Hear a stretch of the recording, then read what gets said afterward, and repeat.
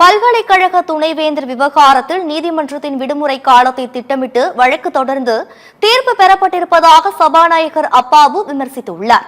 நெல்லை மாவட்டம் சீலாத்திக்குளத்தில் செய்தியாளர்களை சந்தித்த அப்பாவு, அரசியலமைப்பு சட்டத்தின் அடிப்படையில் உச்சநீதிமன்றம் வழங்கிய தீர்ப்பை மீறி திட்டமிட்டு தடை விதிக்கப்பட்டிருப்பதாக கூறியுள்ளார்.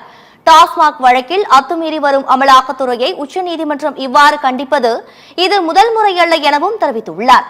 பொதுத்துறை நிறுவனங்களை உருவாக்குவதற்கு திட்டக்குழுக்கள் செயல்பட்டு வந்த நிலையில் அனைத்து விதமான பொதுத்துறை நிறுவனங்களையும் விற்பனை செய்வதற்கு ஒப்புதல் அளிக்கும் அமைப்பாக நிதி ஆயோக் அமைப்பு செயல்பட்டு வருவதாக அப்பாவு தெரிவித்துள்ளார்.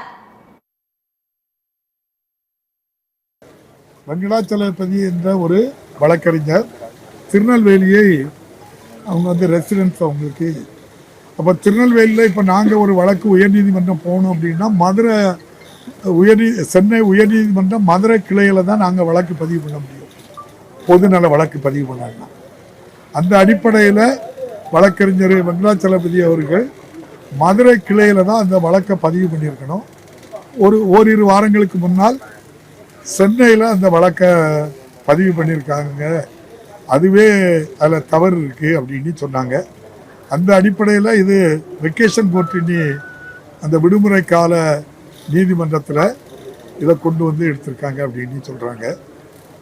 எனக்கு வெளிப்படையாக தெரிஞ்ச அளவில் அதில் அவங்க ப்ரேயர் பெட்டிஷனில் அதாவது 1994 வேந்தர்கள் நியமிக்கணும்னு அசம்பிளியில் ஒரு பில் கொண்டு வந்த மாதிரியும், அது நிலுவையில் இருக்கும்போது இன்னைக்கு நம்முடைய மாண்புமிகு இன்றைய முதல்வர் கொண்டு வந்திருக்க பில்லுக்கும் அதுக்கும் அதை வாபஸ் வாங்காமல் பண்ணியிருக்கீங்க அப்படின்ட்டு சொல்லி அதுக்காக சொன்னாங்க.